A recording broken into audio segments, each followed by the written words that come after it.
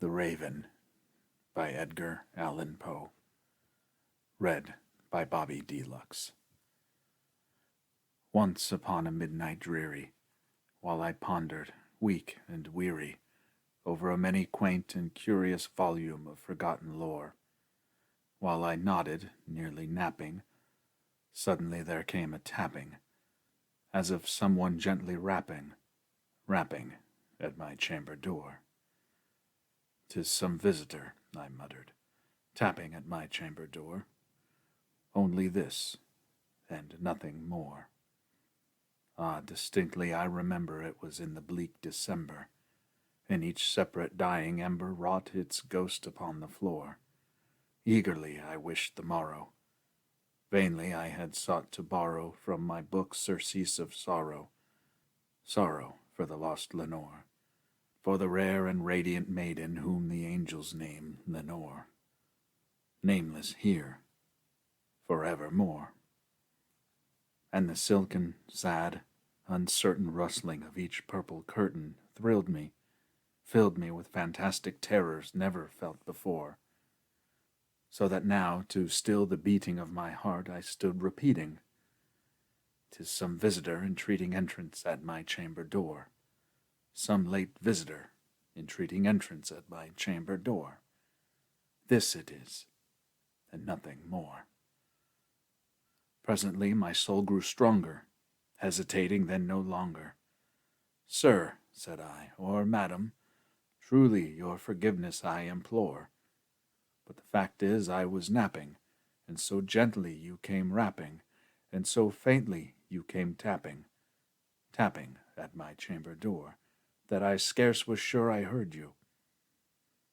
Here I opened wide the door. Darkness there, and nothing more. Deep into that darkness peering, long I stood there wondering, fearing, doubting, dreaming dreams no mortal ever dared to dream before. But the silence was unbroken, and the darkness gave no token. And the only word there spoken was the whispered word, "Lenore?" This I whispered, and an echo murmured back the word, "Lenore." Merely this, and nothing more. Back into the chamber turning, all my soul within me burning. Soon again I heard a tapping somewhat louder than before. "Surely," said I, "surely that is something at my window lattice. Let me see then what thereat is, and this mystery explore. Let my heart be still a moment, and this mystery explore. 'Tis the wind, and nothing more." Open here I flung the shutter, when, with many a flirt and flutter, in there stepped a stately raven of the saintly days of yore. Not the least obeisance made he, not a minute stopped or stayed he, but with mine of lord or lady perched above my chamber door, perched upon a bust of Pallas just above my chamber door, perched and sat, and nothing more. Then this ebony bird beguiling my sad fancy into smiling, by the grave and stern decorum of the countenance it wore. "Though thy crest be shorn and shaven, thou," I said, "art sure no craven, ghastly grim and ancient raven wandering from the nightly shore. Tell me what thy lordly name is on the night's Plutonian shore." Quoth the raven, "Nevermore." Much I marveled this ungainly fowl to hear discourse so plainly, though its answer little meaning, little relevancy bore, for we cannot help agreeing that no living human being ever yet was blessed with seeing bird above his chamber door, bird or beast upon the sculptured bust above his chamber door, with such a name as Nevermore. But the raven, sitting lonely on the placid bust, spoke only that one word, as if his soul in that one word he did outpour. Nothing farther than he uttered, not a feather than he fluttered, till I scarcely more than muttered, "Other friends have flown before. On the morrow he will leave me, as my hopes have flown before." Then the bird said, nevermore.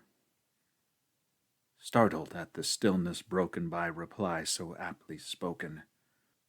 Doubtless, said I, what it utters is its only stock and store, caught from some unhappy master whom unmerciful disaster followed fast, and followed faster till his songs one burden bore, till the dirges of his hope that melancholy burden bore of nevermore. But the raven, still beguiling my sad fancy into smiling, straight I wheeled a cushioned seat in front of bird and bust and door.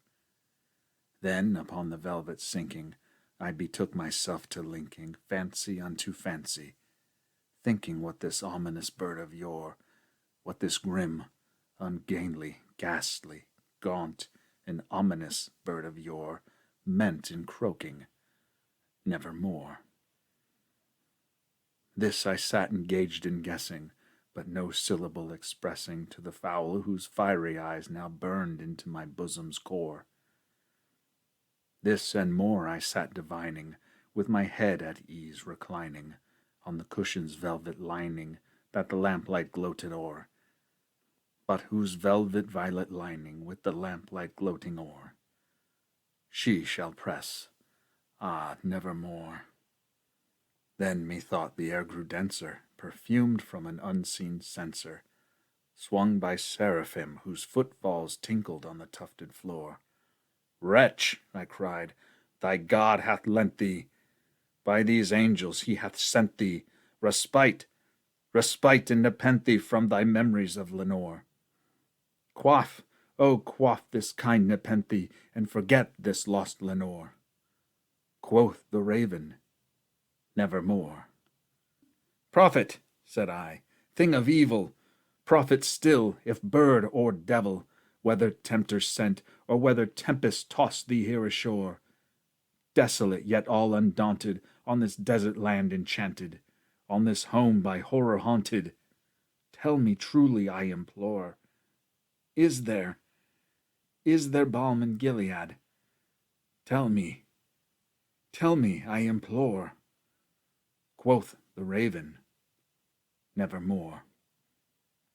Prophet, said I, thing of evil, prophet still, if bird or devil, by that heaven that bends above us, by that God we both adore, tell this soul with sorrow laden if, within the distant Aidenn, it shall clasp a sainted maiden whom the angels name Lenore. Clasp a rare and radiant maiden whom the angels name Lenore. Quoth the raven, nevermore. Be that word our sign of parting, bird or fiend, I shrieked upstarting. Get thee back into the tempest and the night's Plutonian shore. Leave no black plume as a token of that lie thy soul hath spoken. Leave my loneliness unbroken. Quit the bust above my door. Take thy beak from out my heart, and take thy form from off my door. Quoth the raven, nevermore. And the raven, never flitting, still is sitting on the pallid bust of Pallas just above my chamber door. And his eyes have all the seeming of a demon's that is dreaming, and the lamplight o'er him streaming throws his shadows on the floor, and my soul from out that shadow that lies floating on the floor shall be lifted nevermore. Thank you for listening.